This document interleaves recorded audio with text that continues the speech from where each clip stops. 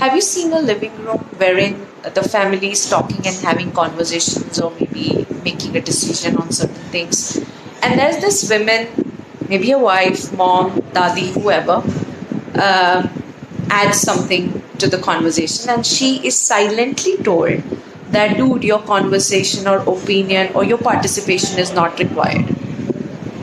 The kind of know-it-all that a person has. I don't want to sound like I'm talking about women or men. I'm talking about anybody who thinks that he or she can dominate.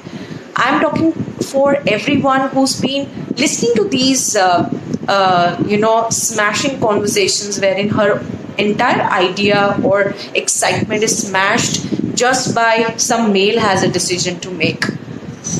I have a certain respect for those men who value the opinion of their wives or mothers or sisters, and they do consider them as equal.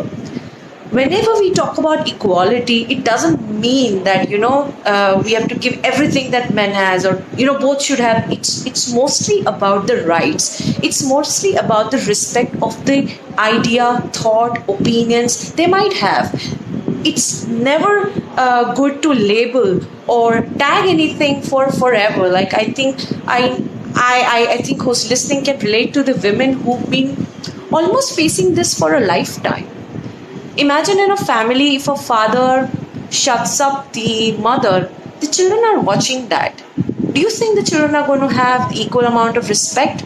And this was amazing when one of the podcasts, Emmy Moran had raised that children aspire, like till they are young, they associate power with women. They're like, I want to be a teacher, I want to be a mom, I want to be this, she's sweet, she's that. As they grow old, their admiration and their influence turns to men. Like, oh, pilot men. And it's not a problem with us. You look at any books that we offer to children, always a doctor is a man, always a teacher is a woman, and there are certain roles that we identify this way. Don't you think children are getting that? Of course, I slam those prescribed publications who the schools are using it basically. If you are, I think stop it right then.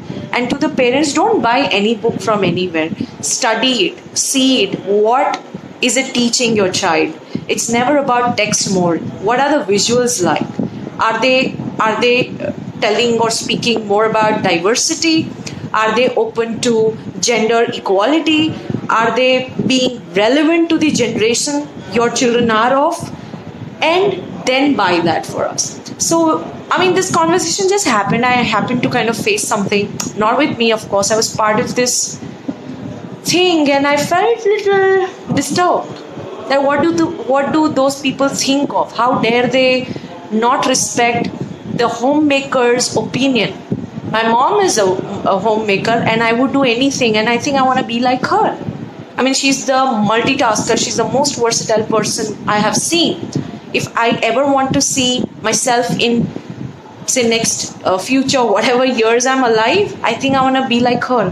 As patient as she is, as humble as she is. She's receiving every negatives and not saying a word. I think that's what I want to be. That's what I want to be. But I don't want to keep those expressions inside me. And I want to raise voice for all of those women who cannot, put their opinions that confidently. They're always told to shut up by whenever he or she wants to give an opinion. And I'm not talking about women, even otherwise in the families, if women are dominating and if they are doing the same, the impact is of course going to be more. In my second book, I've given the analogy in a way that I've explained how it impacts children. So I'm glad I could do that. And why I'm making this video is because there are certain things I cannot tell to a person on a call, but I'm most comfortable sharing it through a video to the strangers who might connect with this thought. And if you think this video has a message, do share it with people. Maybe we need to empower people who are questioned on their self-esteem every day, are questioned on their talents every day, are questioned on their existence every day. I think this video is for you. You got to speak up. You got to, even if you don't want to end up in the conflict, I understand, because people like those who want to be patient and humble enough won't end up fighting or ending up, making the conversation into conflict. But I just want to say that even if you're part of that conversation, don't question yourself.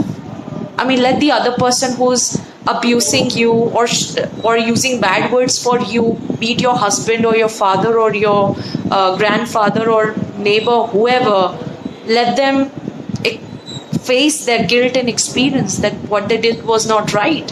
And sometimes not saying also anything helps, but sometimes if it is like often happening, you got to raise your voice. You got to say it. Dude, I understand what you mean. Your words, I do get it. And this is what I'm saying. And you got to be out. So I know it's frustrating for people who are dealing with it, but I really want to stand for you and want to see some change here. Want to see everyone, every individual, every soul that belongs to God is living their life fully. They're not suppressed. They're not questioned on anything. I want to see, people freely living their life of dreams. I mean, they are doing what they want, not with the fear of what people say or what others, and especially for women who needs to still take permission from family. Wake up. What is this life good for? You're only supposed to be surrendering to God in whichever form he or she comes in. But do not suppress what you want to do. Express and really share with the world. Do it your way, but do it. So, yeah, that's all. I hope this video, let me know, have you received this communication and what value do you take? Radhe Radhe.